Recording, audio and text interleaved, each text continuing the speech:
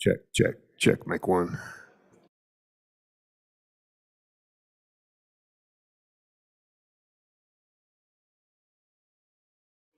Check, check.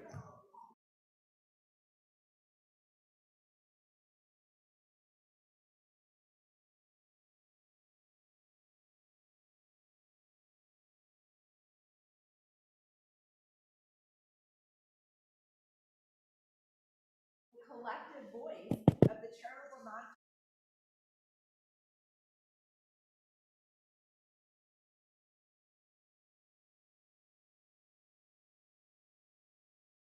The government in delivering essential services to our communities and constituents. They enhance our lives and help us build vibrant communities through art, education, civic engagement, and recreational opportunities. Their impact goes beyond those core missions. They are a major contributor to our economy, with 8%, making up 8% of Wyoming's private and nonprofit government workforce. With direct, indirect, and induced jobs, the total economic impact is over $2.2 billion. Please join me in welcoming our Wyoming Nonprofit Network.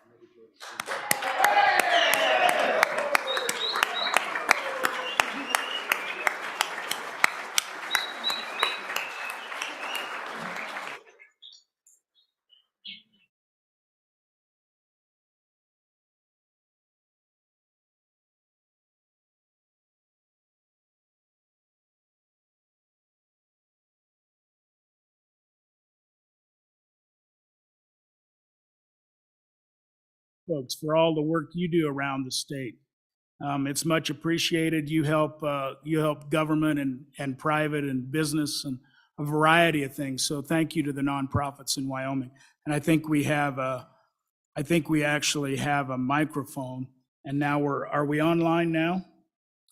We're online now. So, Representative Berger, not that we really want to do it again, but I'd like you to come back up and do that privilege so when we're actually online, so your kids can actually hear. So if you'd come back up and do that privilege, and we'll just give them one more clap.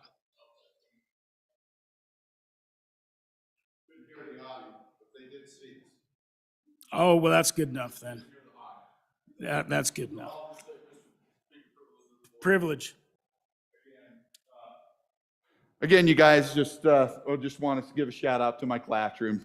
Hi, guys. I miss you and love you very much. Keep working hard. Okay? All right.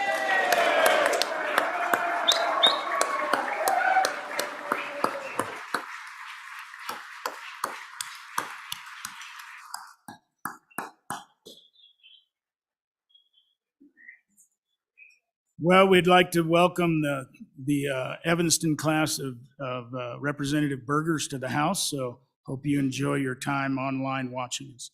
With that, Journal Committee report. Your Journal Committee reports that the Journal of January 24th, 2023 has been read and recommends that it be approved. Representatives Ward and Chestick. Messages from the Senate. None. All right. We're at that order of business of introduction, reading, and reference of bills. The first bill for our consideration is House Bill 117. House Bill 117, sponsored by Representative Yin. First reading of the bill. Abortion amendments. House Bill 117 is referred to Committee Number 1, Judiciary. The next bill for our consideration is House Bill 152. House Bill 152, sponsored by Representative Rodriguez Williams. First reading of the bill. Life is a Human Right Act. House Bill 152 is referred to Committee Number 1, Judiciary. The next bill for our consideration is House Bill 105. House Bill 105, sponsored by Representative Haroldson. First reading of the bill. Repeal gun-free zones and preemption amendments. House Bill 105 is referred to Committee Number 2, Appropriations. The next bill for our consideration is House Bill 209. House Bill 209, sponsored by Capital Finance. First reading of the bill. Hathaway Scholarship Accounts, transfer timing. House Bill 209 is referred to Committee Number 3, Revenue. The next bill for our consideration is House Bill 227. House Bill 227, sponsored by Representative Newsom. First reading of the bill. Veterans Property Tax Exemption Amendments. House Bill 227 is referred to Committee Number 3, Revenue. The next bill for our consideration is House Bill 220. House Bill 220, sponsored by Representative Hornock. First reading of the bill. Prohibiting pornography in schools. House Bill 220 is referred to Committee Number 4, Education. The next bill for our consideration is House Bill 223. House Bill 223, sponsored by Representative Summers. First reading of the bill. Wyoming Preschool Provider Grants. House Bill 223 is referred to Committee Number 4, Education. The next bill for our consideration is House Bill 222. House Bill 222, sponsored by Representative Summers. First reading of the bill. Colorado River Advisory Committee. House Bill 222 is referred to Committee Number 5, Agriculture. The next bill for our consideration is House Bill 228. House Bill 228, sponsored by Representative Rodriguez Williams. First reading of the bill. Livestock Compensation Factor. House Bill 228 is referred to Committee Number 5, Agriculture. The next bill for our consideration is House Bill 254. House Bill 254, sponsored by Representative Western. First reading of the bill. Non-resident anglers, regulatory modifications. House Bill 254 is referred to Committee Number 6, Travel. The next bill for our consideration is House Bill 103. House Bill 103, sponsored by Representative Haroldson.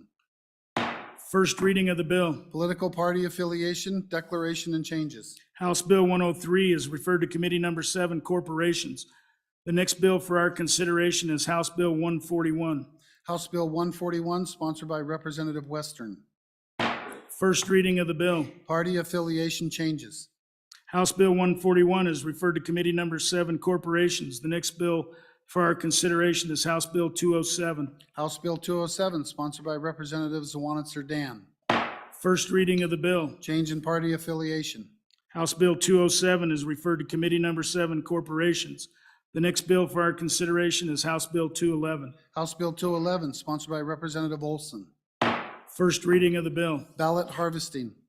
House Bill 211 is referred to Committee Number 7, Corporations. The next bill for our consideration is House Bill 219. House Bill 219, sponsored by Representative Knapp. First reading of the bill. Voter identification, ballot requests. House Bill 219 is referred to Committee Number 7, Corporations. The next bill for our consideration is House Bill 229. House Bill 229, sponsored by Representative Larson JT. First reading of the bill. Electronic payment of sales and use taxes. House Bill 229 is referred to Committee Number 8, Transportation. The next bill for our consideration is House Bill 225. House Bill 225, sponsored by Representative Crago. First reading of the bill. Senior Citizen Service Districts. House Bill 225 is referred to Committee Number 8, Transportation. The next bill for our consideration is House Bill 213. House Bill 213, sponsored by Representative Burkhart. First reading of the bill. Energy Production Inventory Exemption. House Bill 213 is referred to Committee Number 9, Minerals. The next bill for our consideration is House Bill 239. House Bill 239, sponsored by Representative Singh. First reading of the bill. Vehicle idling decriminalization. House Bill 239 is referred to Committee Number 9, Minerals. The next bill for our consideration is House Bill 233. House Bill 233, sponsored by Representative Alamand. First reading of the bill. Transportation and care of injured police dogs. House Bill 233 is referred to Committee Number 10, Labor.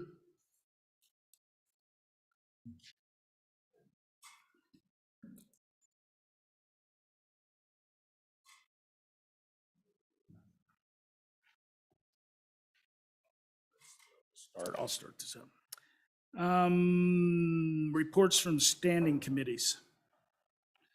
House Bill 27, sponsored by School Facilities. School Facilities Consolidated Remediation Schedule, an act relating to the consolidation school facility remediation. Mr. Speaker, your committee number 2 appropriations, to whom is referred House Bill 27, School Facilities Consolidated Remediation Schedule.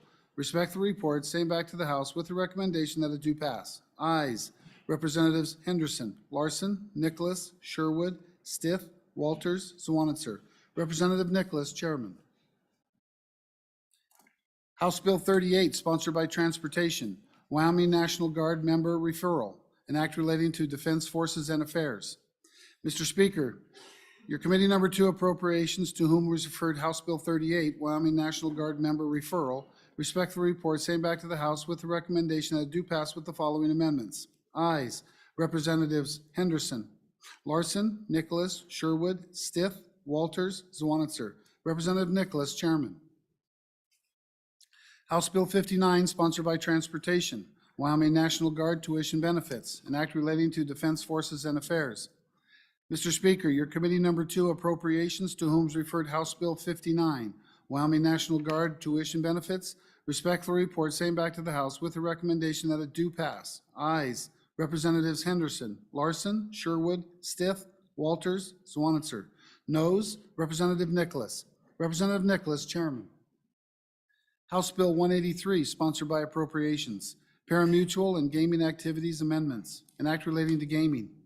Mr. Speaker, your committee number 2 appropriations, to whom is referred House Bill 183, Parimutuel and Gaming Activities Amendments, respectfully report same back to the House with the recommendation that do pass with the following amendments. Ayes. Excuse me. Anderson, Representative.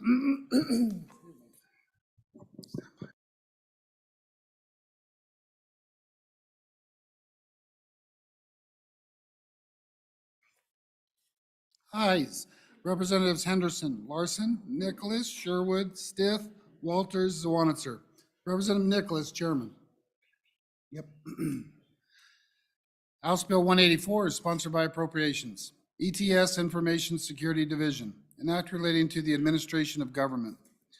Mr. Speaker, your committee number 2 appropriations, to whom was referred House Bill 184, ETS Information Security Division.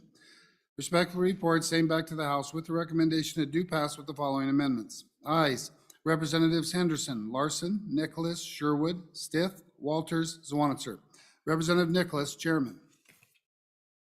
House Bill 185, sponsored by Appropriations, Local Government Distributions Revisions, an act relating to local government funding. Mr. Speaker, your committee number 2 appropriations, to whom is referred House Bill 185, Local Government Distributions Revisions. Respectfully reports same back to the House with the recommendation that it do pass. Ayes. Representatives Henderson, Larson, Nicholas, Sherwood, Stith, Walters, Zwanitzer. Representative Nicholas, Chairman.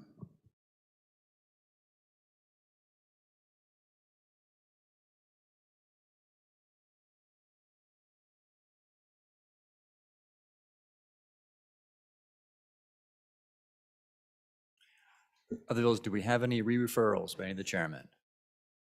Re-referrals? No. All right.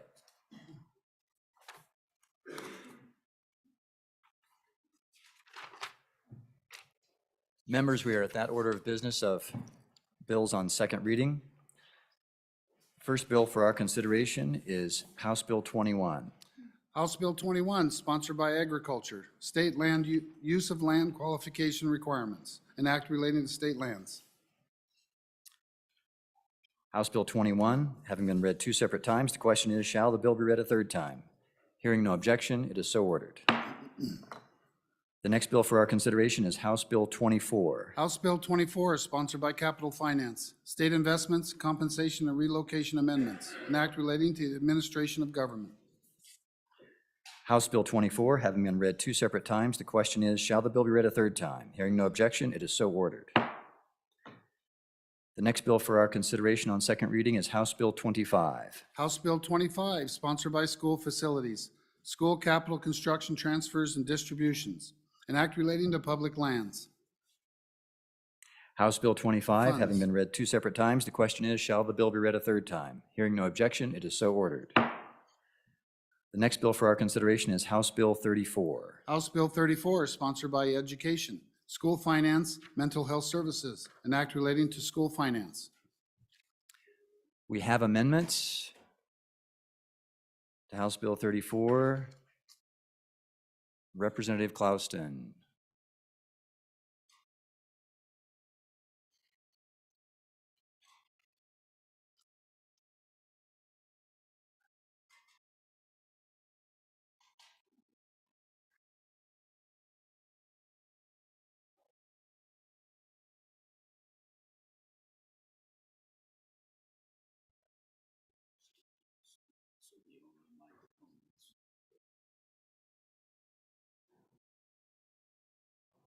Mr. Chairman? Representative Clouston. Thank you, representatives.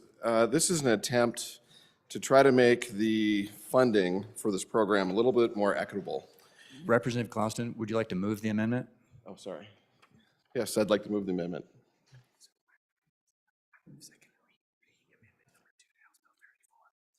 I move the second reading amendment of House Bill 34. Thank you. Please proceed. Thank you. So this is an attempt to try to make the funding a little bit more equitable. Right now, each school district would get $120,000. So if you have 100 kids in your school district, you're going to get $1,200 per kid, per student. If you have 10,000 in your district, you're going to get $12 per student. So I was looking for a formula that would still provide funding for all districts, but would make it a little bit more equitable. So met with LSO. The $30,000 grant would be for every district when they come in, which would provide at least half an FTE. So if you have 100 kids, you're going to have a half a FTE to do that. We looked at the funding, and then we appropriated $44.35 per student. So the smaller districts would have enough to provide a half FTE for this mental health program, or however they want to use it. And the larger districts would have a lot more, but of course they have a lot more kids. The total funding for the smaller districts would be over $400 per student. The funding per student for the bigger districts would be around $50 per student, but it still gives them enough money that they could hire 7 or 8 counselors or run a bigger program to fit all of those students. So this is just an attempt to start to look at how we do funding in Wyoming and trying to make it a little bit more equitable, but still to serve everyone. Thank you.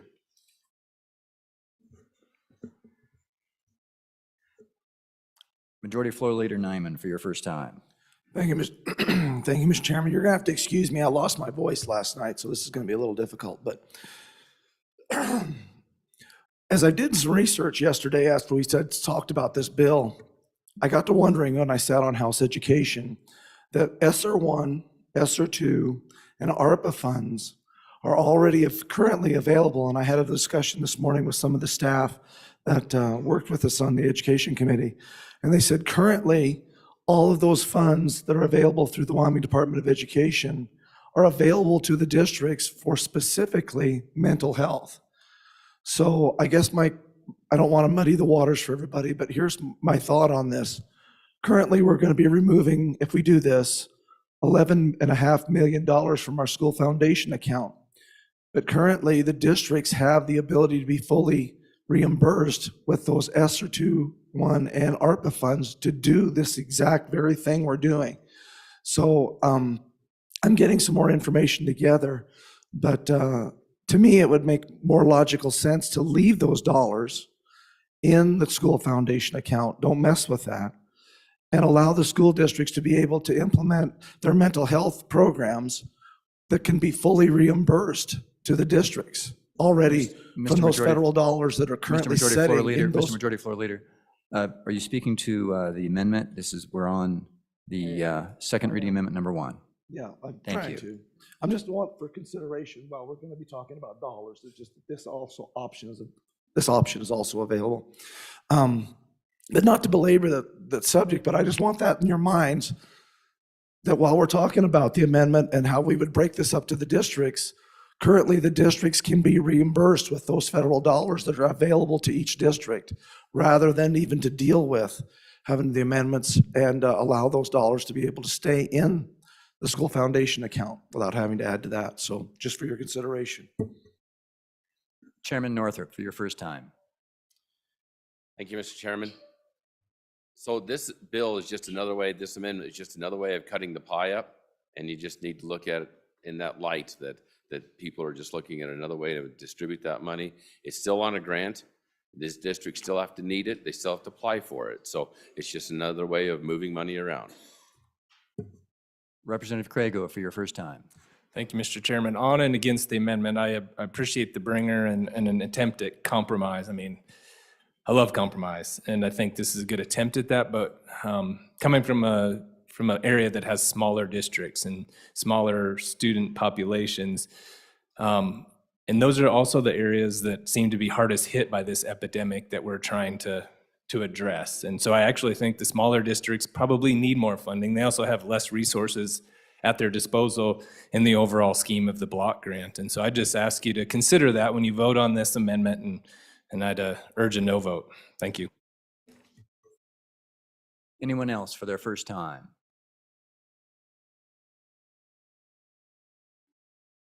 Anyone for their second time? Chairman Northrup. Thank you, Mr. Chairman. So yes, I have to agree. Smaller districts are going to take a bigger hit by going by ADM.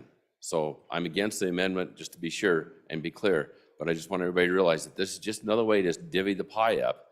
And dollars are dollars. The school districts that are small, in my area, we have many small school districts.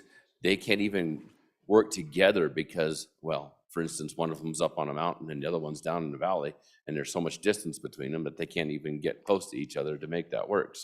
So on and against the amendment. Anyone else for their second time? Representative Clouston. Thank you for the discussion, Mr. Chair. Thank you for the discussion. This is really an attempt to get everyone start to thinking about budgeting of the schools. You know, a lot of our freshman class haven't been exposed to that. Again, this is just a way of trying to make funds a little bit more equitable. I definitely appreciate your comments from the other two speakers. Thank you.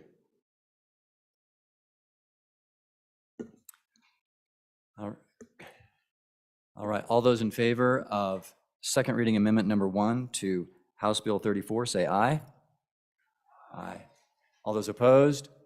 No. Second reading amendment number 1 to House Bill 34 has failed. We are moving on to Representative Crago. Mr. Chairman,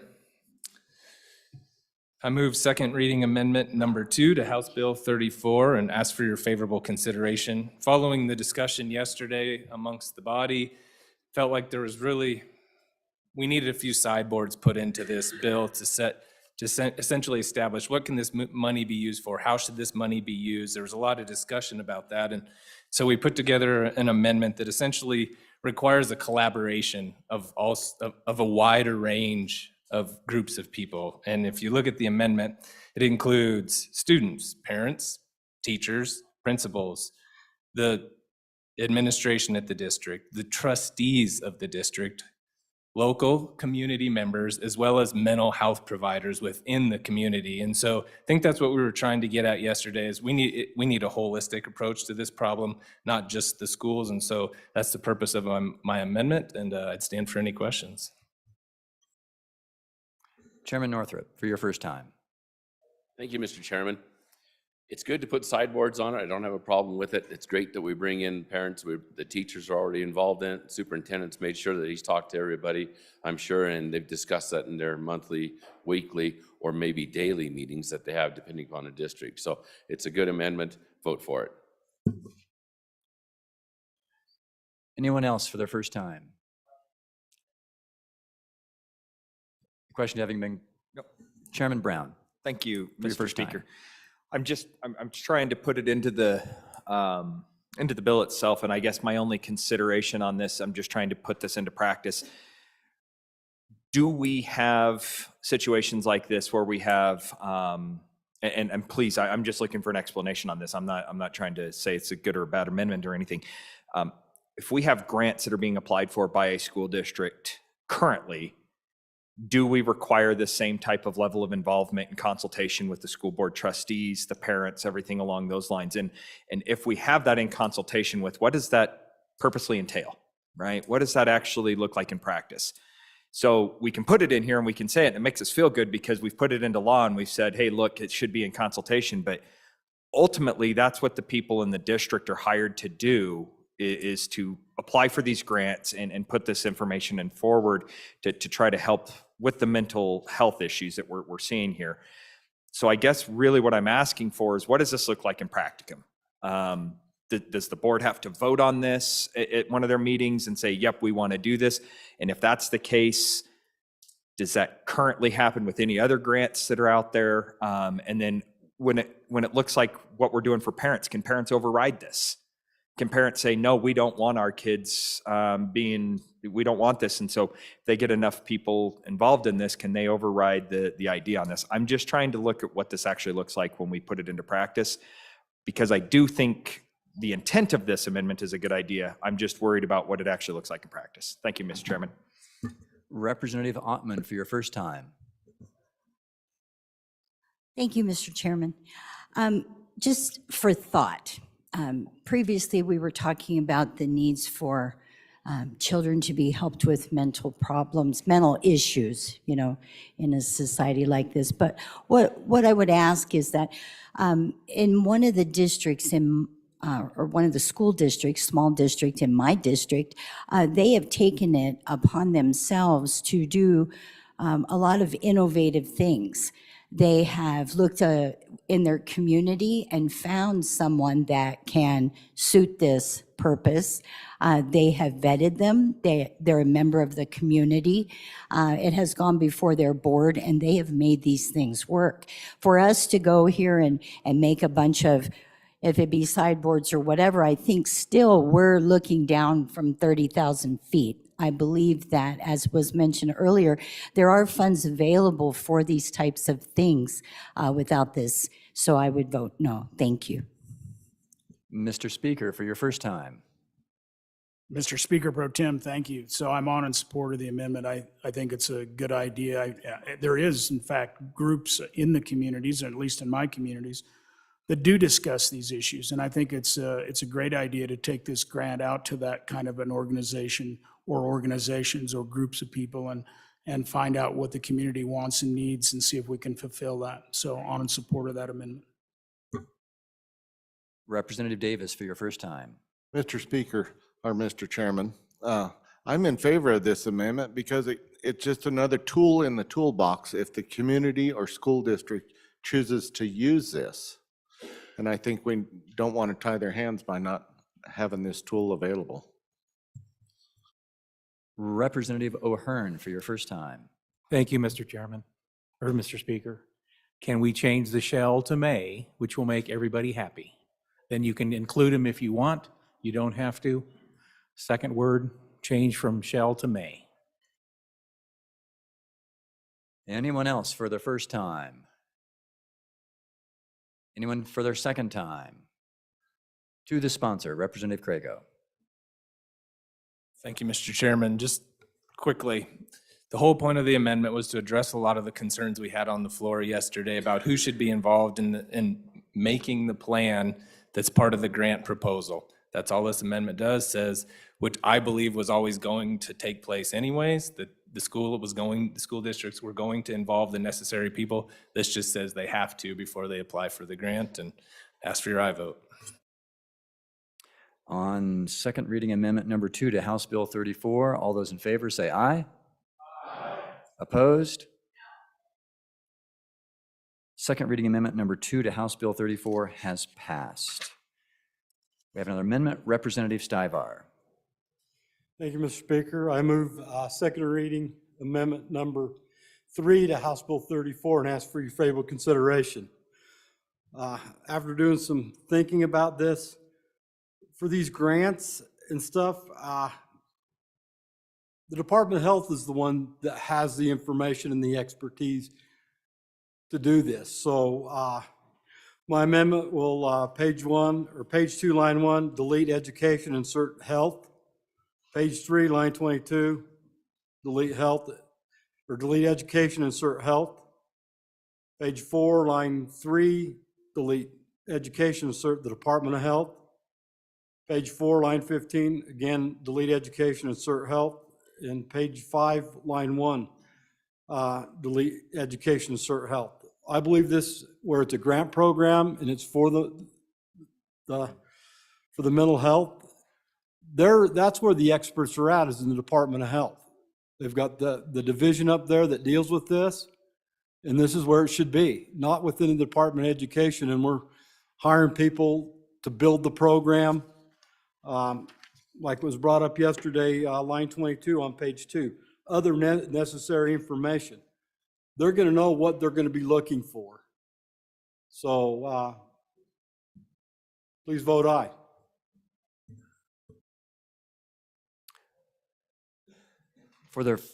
On second reading amendment number 3 to House Bill 34, for your first time, Speaker Summers. So, Mr. Chairman, Mr. Speaker Pro Tem, I'm going to look a little closer at this amendment to see whether it's germane to the bill. That would be my first question. But it's an interesting concept. I'm not going to go one way or the other on it, but I am going to look to see whether it's germane or whether it fits in the title. Chairman Northrup, for your first time. Thank you, Mr. Chairman. So what we're doing is adding another level of bureaucracy to this whole equation of trying to get these grant funds out. So now the school has to go to the Department of Health and say, guess what? We've got this need. Here's the need. They have to document it. It just takes time and money to do it. So the school district's spending more time and money and people resources to do that while they're messing around, while they're trying to get this put together. Bureaucracy, extra dollars involved in trying to get it. It's not a great idea. On and against the amendment. Representative Larson, for your first time. First for a second, please, Mr. Chairman.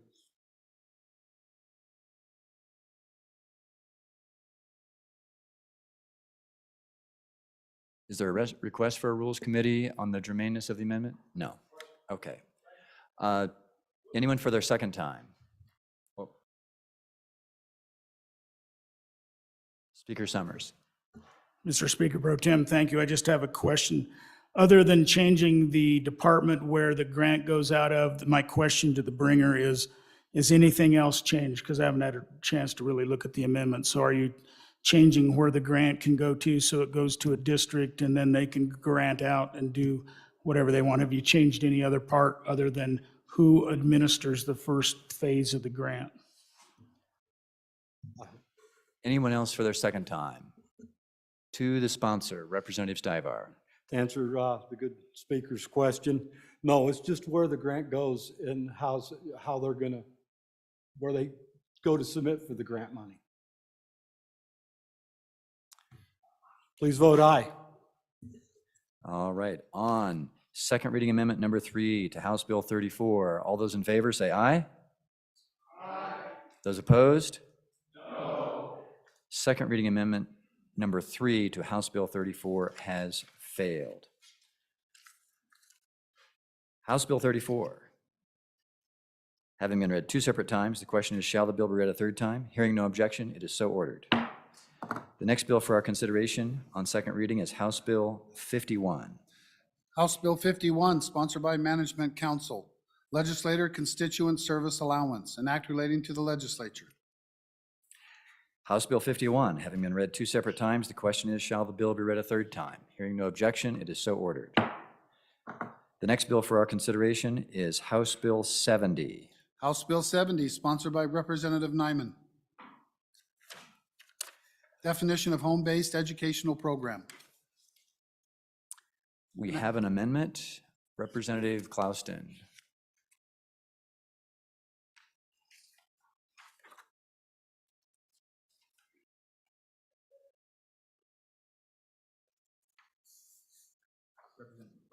Representative Clouston, please proceed. Mr. Chair, I move for the amendment on House Bill 70 for second reading. Is that second reading amendment number 1 that you're removing? Yes, thank you. Thank you. Thank you. This is an amendment. I've heard a lot of grumblings in the hallway and from across the chamber, and a lot of emails that we don't have any sideboards on the number of students that could be in the home-based situation. So this is an attempt to put our own limits on this before somebody else puts them on it. I've heard people wanting to put a number of students on there, say 15 or 20. My problem with that is that could break up families. So this is an attempt to try to figure out what's a good number of families that could still provide the education and the variety of instructors for these families. So I'm interested to hear the debate on the floor for some ideas so we can put the limits on this before someone else puts them on us. Thank you. Chairman Brown, for your first time. Thank you, Mr. Speaker. I'm on and against this amendment, ladies and gentlemen, and I appreciate what the bringer of the amendment's trying to do. However, during committee, I'll be honest with you, I was scrambling through the Green Book trying to find a reason why we would put sideboards such as an amount of family units that would go into this. And ultimately, what I heard not only from testimony, but looking through the Green Book is this is pretty much a self-limiting factor, right? If you have 56 kids and one parent that's trying to teach them, good for that parent trying to teach them, because it's going to be a pretty tough battle for them, right? This is a very self-limiting idea. But ultimately what I came to on this and why I didn't like any of this and why I wasn't personally willing to put a sideboard on this is we have the opportunity right now to allow homeschooling, but we're basically saying at this point in current statute that you can only do it with your family or one designee. All we've done at this point with this particular bill and the way that it's drafted is we've said, hey, look, you can have as many kids as you need in there, but it's still going to be that designee, right? And so these kids aren't taking any public funds. They're being homeschooled. They're being taken care of by the family, and they still have the rigor being set forth by they have to submit their curriculum to the school district. They still have to go through the same process. All we're doing is allowing multiple kids, and if it's a brother and a sister that come in and they say, hey, you know what, let's put the cousins together and let's allow them to learn at the same time. That's all we're trying to fix here. And so what does this, again, look like in practicum? 4 family unions. Well, I can tell you that I've heard multiple stories of multiple families that have 10 kids. Well, if you have 10 kids and you put 10 kids in with 4 family units, that's potentially 40 students that you're going to allow. So while the intent of this is good, I think if you really want to focus this discussion on too many kids being taught at a certain place, is limit it to a per pupil, per teacher, just like we do in the classroom, or what we attempt to do in the classroom. But don't restrict it to the family units, because maybe there's 5 family units, maybe it's 5 brothers and sisters that had a kid each, and now you're restricting that. So I think the idea is there, but I think the practice in putting this into place is probably a little bit more self-limiting than we ultimately want. So I would be on and against this amendment, and I'd like to see something in the third reading that we could ultimately try to fix a larger scope of this and what we're actually trying to do. Thank you, Mr. Speaker. Representative Bear, for your first time. Thank you, Mr. Chairman. I am on and opposed to the amendment, on and for the bill, and the good chairman of transportation really hit the nail on the head with the fact that it's self-limiting. I just want to describe why it's self-limiting. You think about the people that are homeschooling, those are people who are trying to achieve a different level of education than they think they can get in public schools, but also they are not interested in, we found when we tried to create some assistance from this body, they're not very interested in having us meddle in their business. So they are already self-limiting because they want to provide an excellent education within their homes. So they're not going to try to spread their resources out so thin that they can't accomplish that. This is a self-limiting, and again, I'm opposed to the amendment and for the bill. Representative Haraldson, for your first time. Thank you, Mr. Chairman. So I come not only as a legislator, but as a homeschool father. And I want to talk about a sideboards conversation. This body's job is to put sideboards on government. We want to limit government in this place. That's our job as citizen representatives. Our job isn't to put sideboards on people. And so we need to be very careful when we start saying stuff like that. You know, ultimately, who's responsible for the education of the children in the state of Wyoming? The parents are. They are. They choose. We have a choice here if we want to homeschool our kids or we want to send our kids to a private school or a charter school now or a public school. So we have that ability. We have that freedom. And the moment we start sitting there saying, hey, you know what, we got to put sideboards on a parent's ability to make that decision, I think that's a very dangerous place to be. The second thing is this. I asked my wife last night, I said, hey, I described this conversation. I said, do you think that'd be self-limiting? And she said, there's no way in the world that any mom or dad would be interested in schooling much more than an extra kid or two in homeschooling because it doesn't work. And so this will auto police itself, and it's not our job as this body or the legislature to put sideboards when it comes to a parent's ability to make the educational decisions for their children. So on and against the amendment. Representative Heiner for your first time. Thank you, Mr. Speaker Pro Tem. One of the arguments we hear most often against homeschooling is the lack of socialization. And this amendment attempts to limit our homeschooling families from socializing. And so I'm on and against this amendment, and I'm for the bill. But the homeschooling organization in my county they meet together quite often as a group, whoever is available at the time. They've met together and had various activities such as doing crafts, talent shows, field trips. They've had choirs, developed basic dancing skills and etiquette. And they range from just a few families to over 100 as they meet together. A great opportunity for them to work together for the education of their children. And these families are very, very much involved in the education of their children. Some of these activities also include constitutional literacy. And one time they met together and built an electromagnetic hydraulic arm. So this is above and beyond what we think sometimes these homeschooling groups are doing.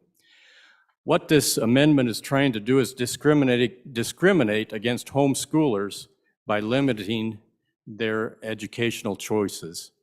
So members, I urge a no vote on this amendment, but an aye vote for the bill. Thank you, Mr. Speaker Pro Tem. Representative Wiley for your first time. Thank you, Mr. Speaker. Yeah, I'm on and against this. I think we need to respect the institution of the family unit and let them make the decision on what's best for their children. Thanks.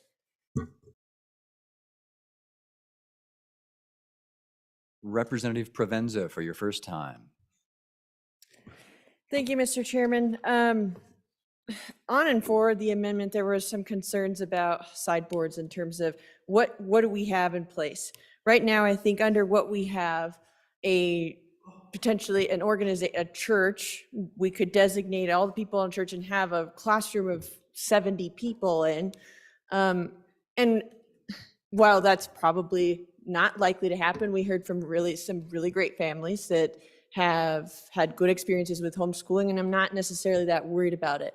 But I am worried about someone who decides, you know what, I don't want to engage at all with the education system. I want to have my own standards. There's few opportunities for oversight. Do we want to wait until we have, say, I mean, I don't want to be inflammatory, Mr. Chairman, but say a satanic group of folks want to create their own church or their own homeschool program, and they have 50 people living there or 150 people. What happens if that's the case and they don't have the training to deal with a large classroom size, they don't have the training to ensure that they're providing a quality education? So I think it behooves us to put some sideboards on this. Now, I'm open to if we didn't bring the right sideboards. But there are concerns down the road if this gets pushed too far. Thank you, Mr. Chairman. Representative Ottman for your first time. Thank you, Mr. Speaker Pro Tem. Against the amendment and on the bill, I would just say that we can always think of really awful things that could happen in extreme things. But I know for a fact that currently there is a wonderful homeschool network in my town and in my district that they work together. As it was mentioned earlier, education is the responsibility of the parents. And also, if there is truism, and if there is absenteeism, and if there is thought that there is harm coming to a child, we already have laws to face that. So what I would say is, as a district that has a small country one-room schoolhouse, it is very, they are very able to do that. Adults know how to handle children. If they need 2 adults, they get 2 adults. So I would just say, let these parents do what is in their right to do, And if people want to send their children to public school, let them do that. This is, we should not be having government mandates on what kind of schooling our children get. So again, against the amendment and on the bill. Thank you. Anyone else for their first time? Anyone for their second time? On second reading amendment number 1 to House Bill 70, to the sponsor. Thank you, Mr. Chair. You know, this is really, in my view, a friendly amendment. I am definitely in favor of the bill.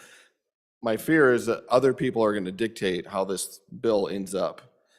So this is an attempt to try to put some sideboards on it, but also an attempt to help get this bill through both chambers. I'm open to other amendments or other thoughts. I thought we needed to discuss what's really a good setting for these students and their families. Thank you. We are on second reading amendment number 1 to House Bill 70. All those in favor say aye. Aye. Opposed? No. Second reading amendment number 1 to House Bill 70 has failed. House Bill 70, having been read 2 separate times, the question is, shall the bill be read a third time? Hearing no objection, it is so ordered. The next bill for our consideration is House Bill 76. House Bill 76, sponsored by Representative Zawanitzer Dan. Licensing Board amendments, an act relating to professions and occupations. House Bill 76, having been read 2 separate times, the question is, shall the bill be read a third time? Hearing no objection, it is so ordered. The next bill for our consideration is House Bill 81. House Bill 81, sponsored by Representative Larson Lloyd. Hospital supplemental payments, statutory fix, an act relating to medical assistance and services. House Bill 81, having been read 2 separate times, the question is, shall the bill be read a third time? Hearing no objection, it is so ordered. The next bill for our consideration is House Bill 82. House Bill 82, sponsored by Representative Larson Lloyd. Defendant mental illness examinations, amendments, an act relating to criminal procedure. House Bill 82, having been read 2 separate times, the question is, shall the bill be read a third time? Hearing no objection, it is so ordered. Next bill for our consideration is House Bill 90. House Bill 90, sponsored by Representative Knapp. Sex offender registration requirements, an act relating to criminal procedure. House Bill 90, having been read 2 separate times, the question is, shall the bill be read a third time? Hearing no objection, it is so ordered. Next bill for our consideration is House Bill 97. House Bill 97, sponsored by Representative Stith. Chancery Court jurisdiction amendments, an act relating to civil procedure. House Bill 97, having been read 2 separate times, the question is, shall the bill be read a third time? Hearing no objection, it is so ordered. The next bill for our consideration is House Bill 112. House Bill 112, sponsored by Representative Oakley. Theft, penalty for fifth or subsequent offense, an act relating to crimes and offenses. We have amendments. Representative Western.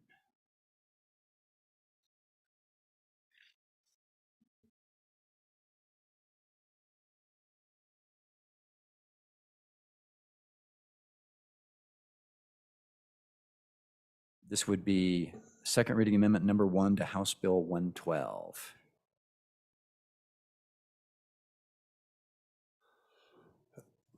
Thank you, Mr. Speaker. I move second reading amendment number 1 to House Bill 112. Essentially, the thought process is this. You know, we talked a lot about this yesterday, about this theft statute, about the felonies, and kind of piggybacking on the candy bar analogy. The amendment basically just puts the discretion in the hands of the prosecutor. I think most of our prosecutors do a pretty good job of using their discretion to say, okay, it's this minor's 5th time stealing a candy bar from the local grocery store. Does that mean we need to nail him with a felony? No, leaves that discretion in their hands versus telling the prosecutors this is what it will be. So I think we just kind of give them that discretion to kind of use their judgment on a case-by-case basis. So I stand for any questions. On the second reading amendment number 1 to House Bill 112, for your first time, Representative Oakley. Yeah, I have my sketch book. Thank you, Mr. Chairman. I'd ask for your no vote on this amendment. And the reason is because of the language, I think it's nonsensical. And I don't mean that in a pejorative sense. I mean it in an academic sense, and I will explain. If you look at the bill, what we're talking about here, what we're adding is a subsection to theft. Those statute that already exists. Thank you. And so this is sort of the penalty enhancement portion after a conviction. So it's even in the language. So if you look at on the bill, page 2, line 2, so the first line of any person convicted of a fifth or subsequent offense for theft under this section, then you go on, shall be guilty of a felony punishable by. So it's the correct language, it's LSO language. It wouldn't make any sense to say any person convicted of a fifth felony may be charged with a felony. So I ask for your no vote. Anyone else for the first time? Representative Larson. So if I could get a little legal clarification on that, as I read that, I thought perhaps that put into place some judicial discretion, and I'm not sure. So I thought maybe the way that read is instead of it had to be a felony, now this would allow the judge to say it's been 5, so it may or may not be. So if I could just get that cleared up for me, please. Anyone else for the first time? Representative Crago. Thank you, Mr. Chairman. Just to answer the good vice chair's question, the discretion always lies with the prosecutor, whether or not to bring the crime forward against the person who's committed the crime. And so what we're saying is, and if you look at the language, open up your green books and start looking through Title VI, it's always going to say shall be guilty of. The discretion then lies with not only the prosecutor, but later at sentencing with the judge. And so this doesn't really create any additional discretion for anyone. What it would do is, I think, create a problem where we couldn't actually bring a felony charge for the crimes we're attempting to bring a felony charge for. Representative Provenza for your first time. Thank you, Mr. Chairman. I think part of the concern with this shall be guilty of a felony is that we have 2 different courts. So if the municipality is going after a fifth offense, can they bring it, or does it shall go to the district court? And so there's, with Title VI, if you're dealing with a district court, at least you just have one court, and so shall be guilty of. Okay, but we're dealing with municipal ordinance, we're dealing with district court. So I think this helps kind of clarify if the municipal court doesn't want to necessarily send it up to district, then they shall have to.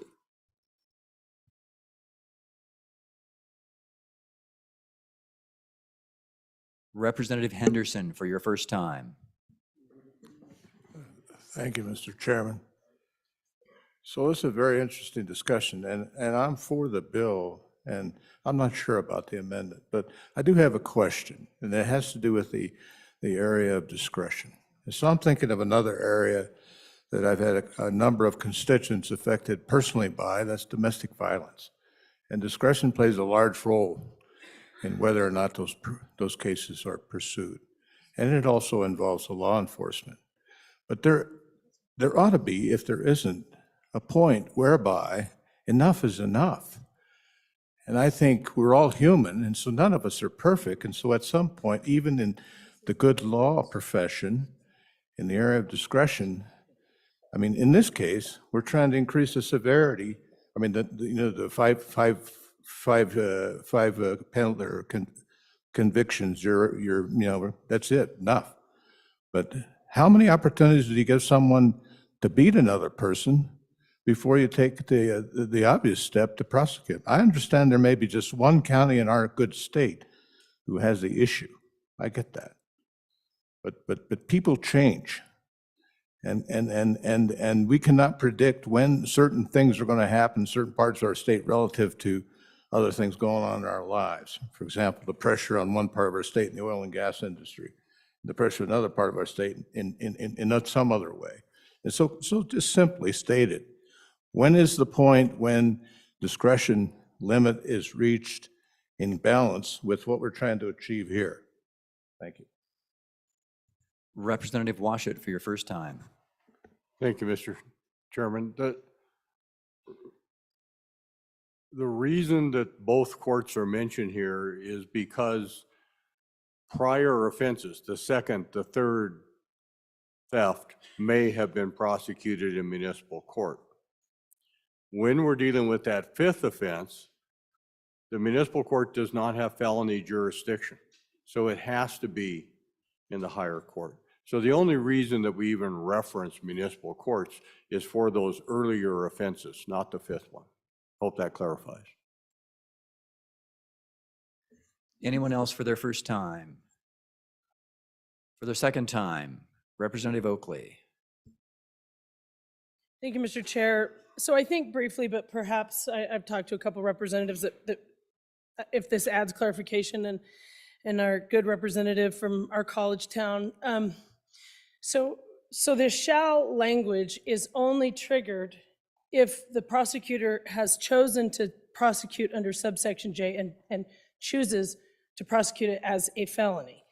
So like changing may language, it doesn't, that doesn't help anything, but that does not require this. There is still full discretion.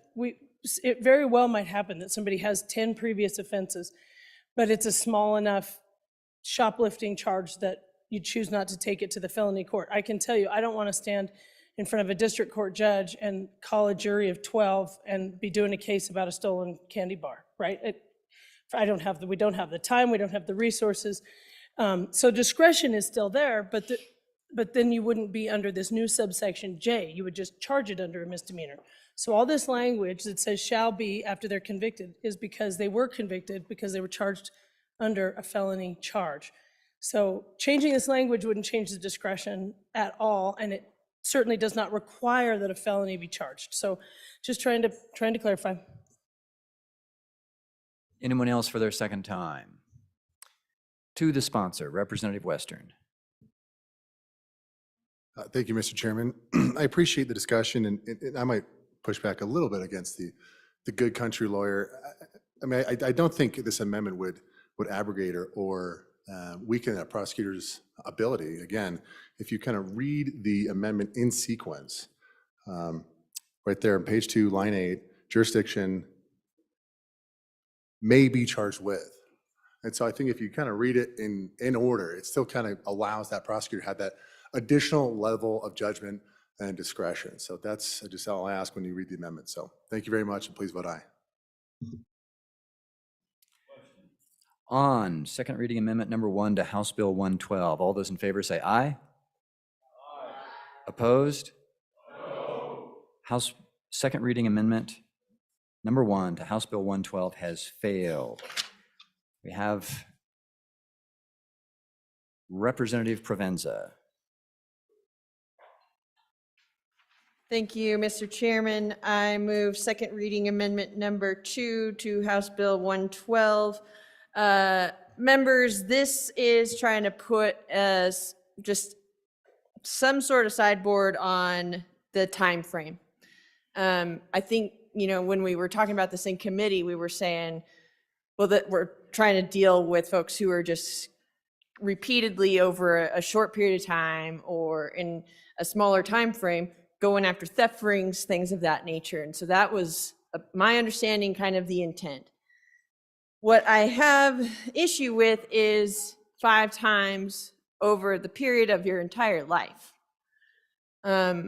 Certainly people might make poor choices 5 different times in their life or in short time, long time, but perhaps you go through a series of maybe you're struggling with poverty, maybe you're struggling with mental illness. A lot of folks who are committing theft often are struggling with substance abuse disorder, and they can be redeemed and they might fall off the wagon 10 years later. Do we need to send them to prison, or do we want to try and help them stay on that wagon? So this is just kind of putting a time frame on there of 3 years within a 3-year time period so that we don't have a 5 strikes law essentially in this state. So thank you.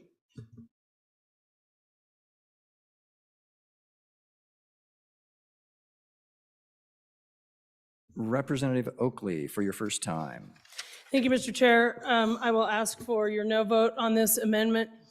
In looking at this specifically, at a 3-year time period, in essence, I would submit to you that this would gut this bill. So what you're looking at, I mean, we're trying to discuss recidivism. And the grace, if you will, was given in 5 convictions. If we did only a 3-year look-back period, you're looking at, let's say, and it takes about, you have about 6 months to, as far as a speedy trial, to run a case. So at this level, they could be getting a conviction every 6 months, and then the other one drops off, and they're still at a misdemeanor. And when we look at this and the testimony we've heard, and again, common sense, when somebody's doing it, committing this theft over and over and over again, they're doing it many times in between when they actually get identified, caught on camera, and prosecuted. So not only does 5 get to the recidivism, there's probably more. And so when you start limiting it that they have to have been convicted 5 times in 3 years, like I say, in essence, I mean, somebody could be shoplifting every 2 years, and that would still take a 10-year time period. So certainly a 3-year look-back period for prosecution is in essence not much of a look-back period, and we have to have 5 of them because that's how we ran the bill. The 5 is supposed to be the sideboards on enough. This is recidivism. Like I say, in practical terms, I would say that this sideboard would, again, in essence, gut the bill and make it useless. So please vote no. We are on second reading amendment number 2 to House Bill 112. Anyone for their first time? Representative O'Hearn. Thank you, Mr. Speaker. I didn't read it, that was if every 6 months I stole something, it would fall off if it was 3 years old. I read it that if they had stayed clean for 3 years, they're kind of starting brand new. So if they steal 3 things in the first year, they're clean for 17 years or 3 years, then they hit the soup kitchen again and they don't have any food, so they go out and steal a loaf of bread. That's how I read it. I'm for this amendment. Thank you. Representative Olson for your first time. Thank you, Mr. Speaker Pro Tem. I kind of like this amendment as well. I think that in the one scenario that was presented to us by the sponsor of the bill, it can be a little problematic if we're going through a 6-month trial process. But I don't think that that's the full reality. I think you're going to have some of these accused who will plead, so that's not going to trial, who will either plead guilty, so that's pretty quick, done and over. You may also have a defendant who takes a plea deal between the time that they're arraigned and the time that they would end up at this trial, which could be 6 months later. So I really think you're gonna, if you've got a repeat serial offender, I think you're gonna capture them in the 3 years. And the reason why I think this amendment is good, we talked about sideboards on some previous legislation, but this is a bill that, I know there's some subsequent amendments that are gonna provide sideboards, but this is a bill that definitely needs sideboards. I know we keep referencing the individual with the candy bar, but why that's so important is because what we're really talking about is it doesn't matter if it's a candy bar or make it a cell phone. So make it of actual something that's greater than nominal value. The concern is the teenager. The concern is the young adult who might be a serial offender, and that might be the case, but if a felony significantly alters their life, and I understand that it's problematic, and I am a co-sponsor of this bill, so I support trying to address from the merchant's standpoint this problem, but I think we need the sideboards to protect this nonsensical youth acts that do occur, whether it's a candy bar or a cell phone or you name it. So I think the 3-year period is a sufficient sideboard, and I would urge you to consider it. Representative Crago for your first time. Thank you, Mr. Chairman. On and against the amendment. We can have the discussion about whether there should be sideboards on a time frame. I'm willing to have that discussion, but I can tell you 3 years is not long enough.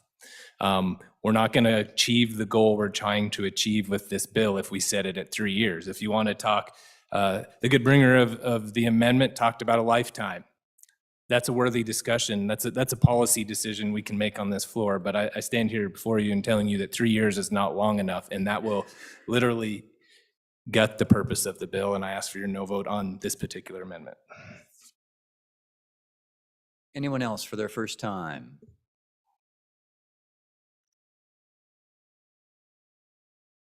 Anyone for their second time? Representative Oakley.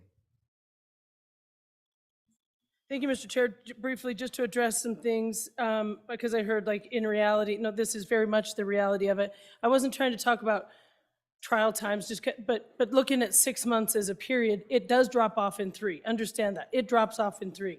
So anything, if it didn't happen, if all 5 of those didn't happen in 3 years under this, that drops off. They start dropping off as time passes.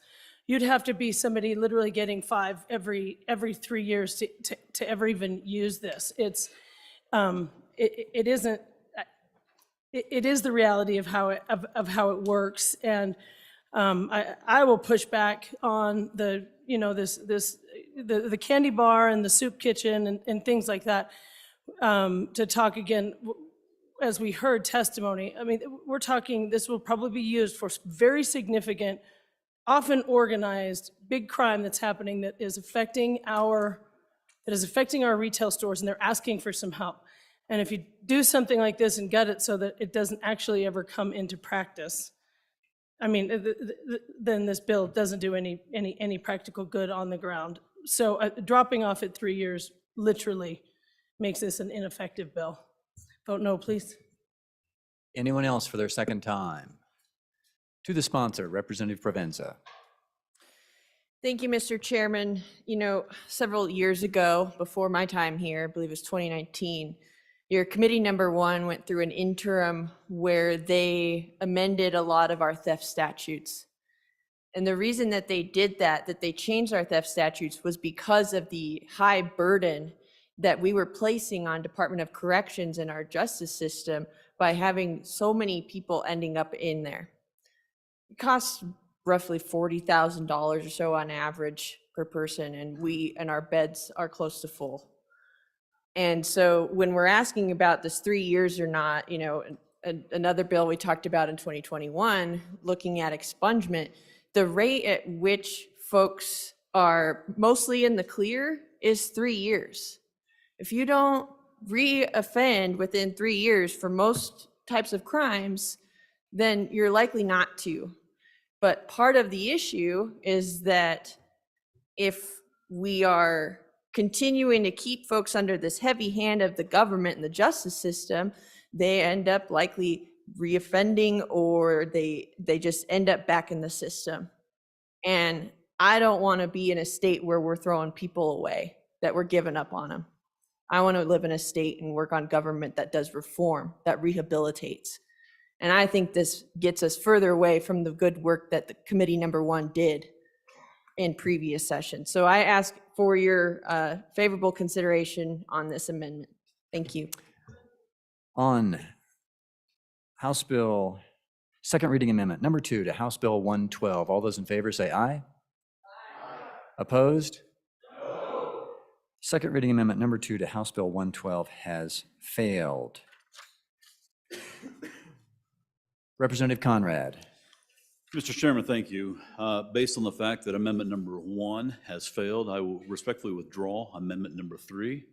But we'll share with you this, that we will establish some delineating posts, i.e. sideboards. Representative Conrad, thank you very much. Third reading.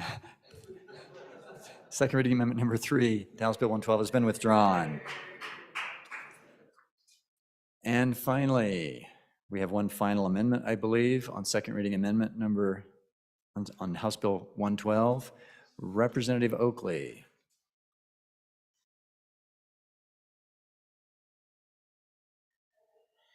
Thank you, Mr. Chair. I would move second reading amendment number 4 to House Bill 112 and ask for your favorable consideration. So we discussed this yesterday, just to make it very clear that this isn't 5 items at one time or something that happens in a string. This is 5 cases separately brought and tried. So that's what this does, is after jurisdiction, it adds separately brought and tried. So ask for your favorable vote on the amendment and on the bill. On second reading amendment number 4 to House Bill 112, anyone for their first time? Question having been called, all those in favor of second reading amendment number 4 to House Bill 112, say aye. Aye. Opposed? Second reading amendment number 4 to House Bill 112 has been adopted. House Bill 112, having been read 2 separate times, the question is, shall the bill be read a third time? Hearing no objection, it is so ordered. The next bill for our consideration is House Bill 134. House Bill 134, sponsored by Representative Nemec. Alcohol sales to licensees. An act relating to alcohol. House Bill 134, having been read 2 separate times, the question is, shall the bill be read a third time? Hearing no objection, it is so ordered. The next bill for our consideration on second reading is House Bill 142. House Bill 142, sponsored by Representative Western. Notice of annexation, an act relating to cities and towns. House Bill 142, having been read 2 separate times, the question is, shall the bill be read a third time? Hearing no objection, it is so ordered. The next bill for our consideration is House Bill 148. House Bill 148, sponsored by Representative Walters. Airport liquor licenses amendment, an act relating to alcoholic beverages. House Bill 148, having been read 2 separate times, the question is, shall the bill be read a third time? Hearing no objection, it is so ordered.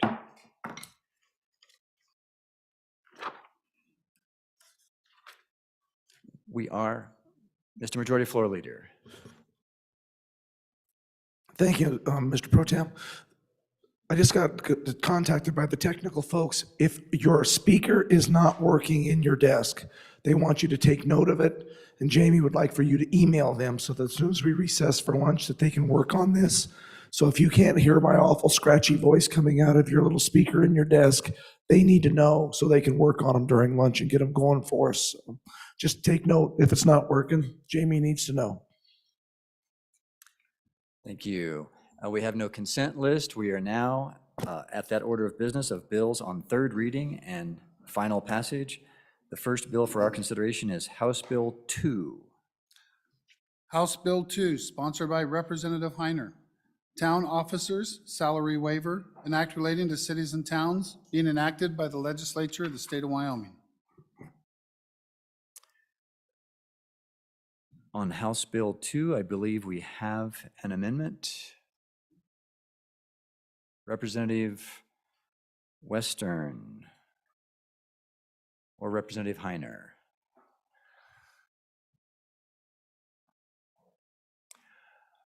Representative Western.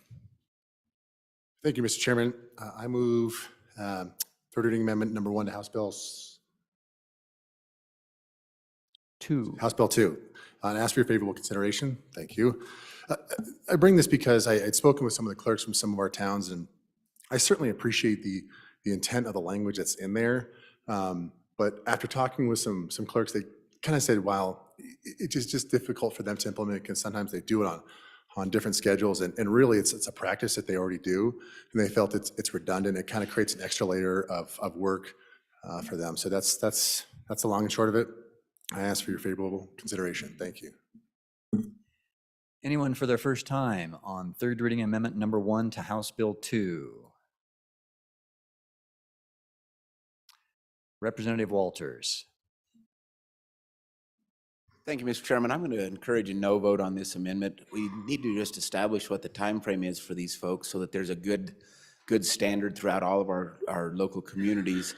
And if there's a pay period coming up, and if you haven't notified them that you wish to not take your payment, which is fine if you're the elected official, you have to be able to notify them in an advance time, and just having that set up, how that structure will work, I think it makes good sense, so that it's not just show up to the meeting and say, oh, by the way, I didn't want paid for this meeting, that it's actually something occurred in writing at a time frame preset, and that way that someone can come in and out of this program. If they know they want to save the community some money, and during a certain month of the year, there's a whole bunch of meetings, so they choose to waive them for that part of the year.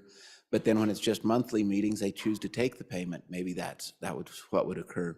So by having that time frame set in statute, I think it makes good sense. That way it occurs consistently across the state of Wyoming. And so I encourage a no on this amendment. Thank you. On third reading amendment number 1 to House Bill 2, anyone else for their first time? Question having been called, all those in favor of third reading amendment number 1 to House Bill 2, please say aye. All those opposed? No. Third reading amendment number 1 to House Bill 2 has failed.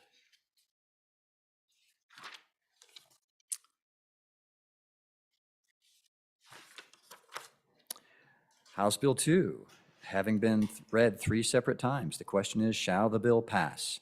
Chief Clerk will call the roll. Alaman. Allred. Andrew. Angelos. Banks. Bear. Berger. Brown. Burkhart. Byron. Chadwick. Chestick. Klauston. Conrad. Crago. Davis. Eklund. Harrelson. Harshman. Heiner. Henderson. Hornock. Jennings. Knapp. Larson Lloyd. Larson JT. Lawley. Locke. Nyman. Nyman.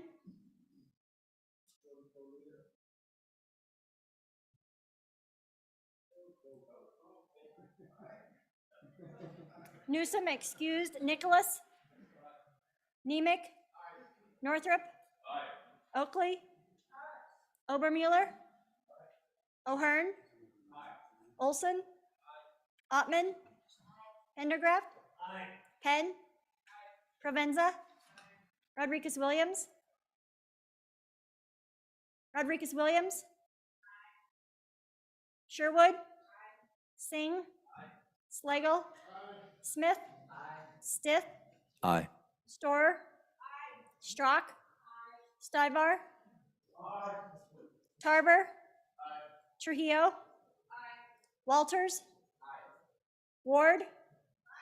Washut. Western. Winter. Wiley. Yin. Zwanitzer Dan. Zwanitzer Dave. Speaker Summers. Are there any changes? Any changes? Closing vote. Vote closed. 61 aye, 1 excused. House Bill 2, having received the affirmative vote of the majority of the members elected to the House, House Bill 2 has passed the House. The next bill for our consideration on third reading and final passage is House Bill 65. House Bill 65, sponsored by Revenue, 988, Suicide Prevention, an act relating to suicide prevention being enacted by the legislature of the state of Wyoming. Representative Zwanitzer. Thank you, Mr. Chairman. I'd move third reading amendment number 1 to House Bill 65 and ask for your favorable consideration. Members, you'll remember last Friday, we had this debate on second reading. Originally with this bill, we had a $40 million trust fund and a $6 million in the reserve account. We stripped that out, had the debate on second reading on whether or not to put the $6 million back in. That failed by 1 vote. And so when I asked for this to be drafted, I was a little more optimistic my 1 vote would be returning to the chamber this week, but she isn't. But I did drop it down to $4 million instead of $6 million. And so this is the interim committee's work to try to set up this program. There are, I believe, 2 more years, a year and a half of funding through the ARPA dollars for 988. What this would do is put another $4 million, roughly $2 million a year to fund the hotline and the mobile crisis teams and all the associated effects. And that gets us down the road 3 years. We see what every other state will do. You know, some have already made decisions, some are taxing their phone lines, some are doing similar things to what Wyoming was doing with the trust fund, some are doing yearly appropriations. I think the field will be a lot cleaner in 3 years. And so what this does is get us 3 years down the road. offers a show of support from this body that we do take this seriously and we will put some money behind it. And this is, kind of the floor of where we're going forward from. And again, it's $4 million, which it'll be 2 years of funding after the ARPA dollars get depleted. And I think still keeps with the original intent of what the Revenue Committee brought to this body to have a long-term solution that this body decides on this year. And I guess I can discuss the next amendment when it's brought on why it may coincide and may not. But I would appreciate and encourage your support for this amendment. We are on third reading amendment number 1 to House Bill 65. Anyone for their first time?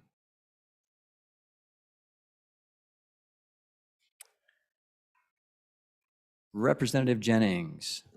Well, I appreciate the good bringer's amendment. I would urge the body to stay firm with where we were at and vote no.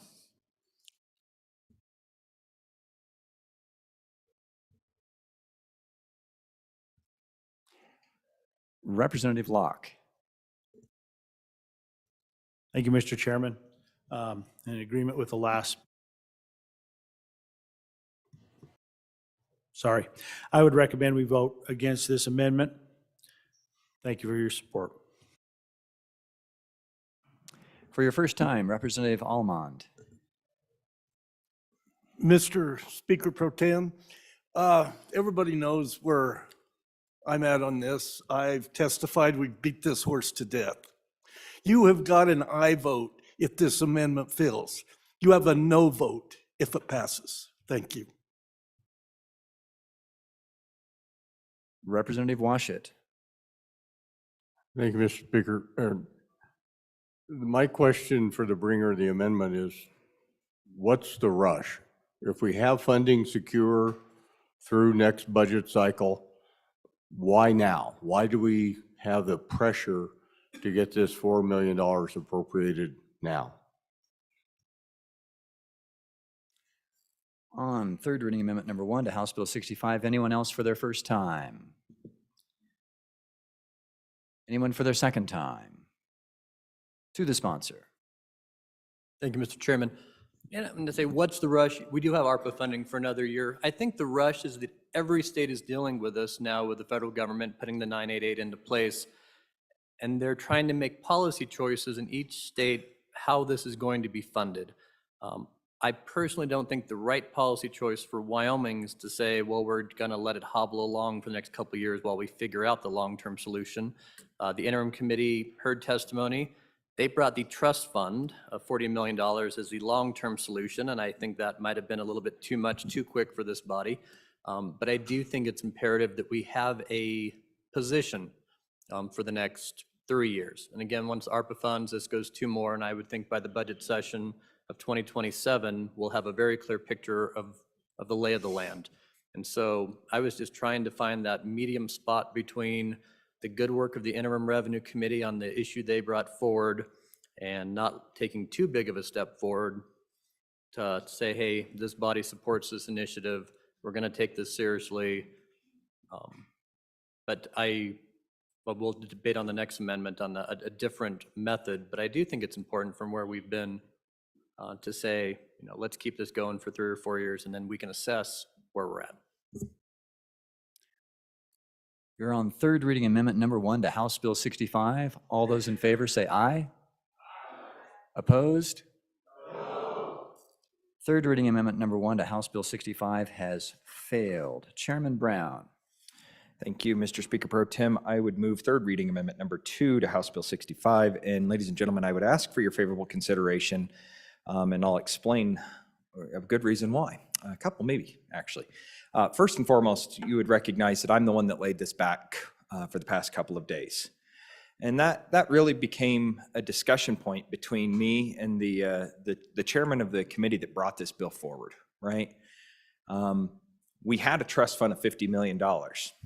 I didn't agree with that. I think locking up $50 million, $40 million plus the $6 million for the reserve was not the right way. But, one thing that I've learned in this body is you don't let perfect and the way I want things to be the enemy of good enough. And so the good chairman and I, we worked together on this particular amendment. And I would really like to thank the chairman personally, just to say, this is a good step forward. So what does this amendment do? This amendment goes back through and basically deletes the language that we put in on my second reading amendment, and then creates the trust fund, but puts absolutely no money in it. Now, why in the world would we do that? Well, we've done that a few times in my tenure in this legislature. We set it up and we say, you know what, we see value in this, and when we have some more money, and if we can decide that after a couple of years this is good enough, maybe then we can dump the 40 million in there. Let's go ahead and show some good faith effort here. Let's establish the trust fund, but we're not going to put any money in this. And then we also include the language, that same exact language that we've been talking about, which does exactly what the former chairman was just talking about, which continues to allow this program to function, which is make sure that the Department of Health, who oversees this entire program, is going to put this into their budget request for the next fiscal biennium. So we're not really doing anything out of the ordinary here, except creating a trust fund with no money established into it. And once that trust fund is established, then if this body or the next legislature decides that this program is good enough, then we can establish some money back in there. But this is a good compromise. This was something that I feel like I can live with, and I think it's a good move forward. We can show our state that we value the 988 hotline, and we're going to continue to fund it. But to the question that was brought earlier, there is no rush. We're funded through the end of the biennium, so let's make sure that we continue with that. And then let's go ahead and have this discussion again when we have had some, evidence that can back up why we would want to dump $40+ million into an account. With that, Mr. Speaker Pro Tem, I'll stand for any questions. For your first time, Representative Larson. Thank you, Mr. Chairman. I want to make sure now, if we adopt this amendment, then this bill does three things. One, we adopt the 988 system. Two, we create an account. We don't fund it, but we create an account that we could put money in there to fund the system going forward. And three, we tell the Department of Health that's our legislative intent that they request this in their standard budget next year. And so if you could just confirm that I've got that in short order, I appreciate it. For your first time, Representative Almond. Mr. Speaker, once again, we keep playing around with something we shouldn't. We have it done for 3 years, 3 more years. If we put the trust account in now, why? I cannot go for this, folks.